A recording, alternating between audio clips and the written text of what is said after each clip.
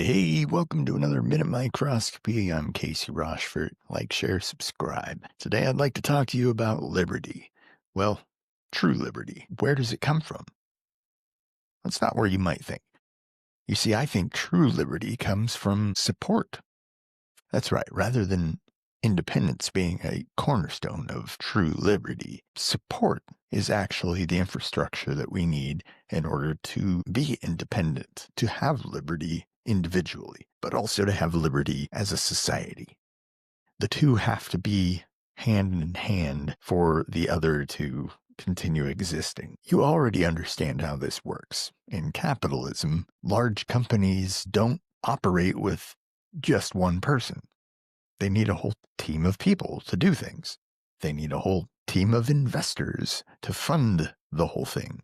Otherwise, none of it works. It all collapses, all falls apart. Now, you're probably thinking that's a great argument for privatization and funding things that we want and need personally and directly. Well, yeah, but also no. That's a great plan, but in practice, that wouldn't work so well. Can you imagine sitting and divvying up your paycheck every 2 weeks? Okay, you know what? I didn't think of this last time, but I need someone to take care of the sewers and blah, blah, blah. You would have to go through so many different things and take all your money and divvy it up. And you have no idea how much of your money you should be divvying it up to keep it in operation in your neck of the woods.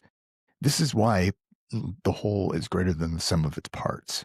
This is why public options need to exist. And yeah, that usually means that they're run by the government. It doesn't have to be that way. It can be a non-profit situation, but then there's also the laws of the land that you have to play fair with. Anyway, getting back to the main point, that true liberty actually comes from support. If you're freed up from having to do all these things, as I was explaining, divvying up your paycheck to keep everything running nice and smooth, everything tickety-boo, then you actually have time for yourself. That's one aspect of liberty. But you also create a society that wants for nothing. And in doing that, there are some invisible things that are happening that you might take for granted. Poverty, homelessness, disease, for-profit health, things like this drive crime up because,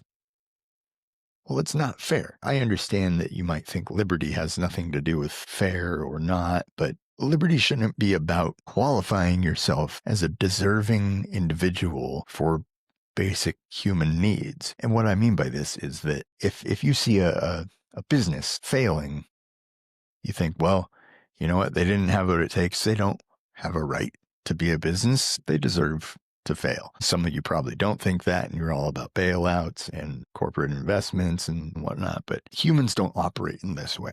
There aren't illegal humans.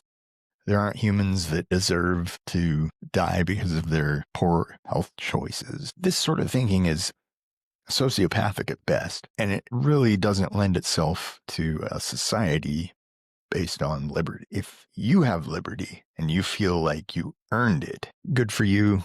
Give yourself a round of applause, but do it in the corner over there by yourself, because not everybody has the same bar to jump over. You can't measure everybody with the same metric. You might have, in your head, passed some test to make you feel deserving of the things that are made available to you without too much work on your part. It's okay to have stuff like that.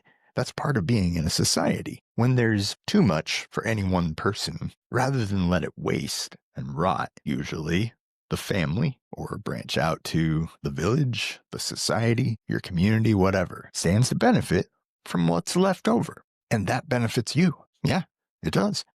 Because the longer they live, the more they're there to help you when you need it. The more able they are to bring home the next surplus when you had a poor day at the hunting fields. Maybe you're starting to see the bigger picture here. Nobody is an island. You cannot achieve liberty by yourself, and true liberty cannot exist when any one of its parts is being oppressed. Aside from the poor mathematics of capitalism, this is the one fundamental flaw that makes it vital that we begin to steer our society away from such a heavy dependency on capital. We're post-scarce for all intents and purposes. We don't need that anymore. We don't need billionaires amassing wealth, doling it out to a few big companies so that small companies can't even get off the ground. There's another aspect of liberty. You can't even start your own business anymore because it's futile.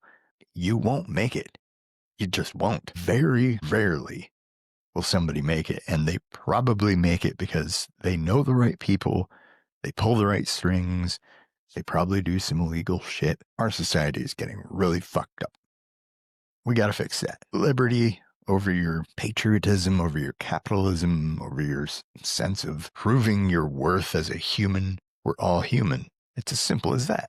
That's all the proof you need that a person should be able to live with a roof over their head, have food, go to the doctor when they're sick, and not have to go bankrupt. These are really simple humanitarian concepts. Where's your empathy?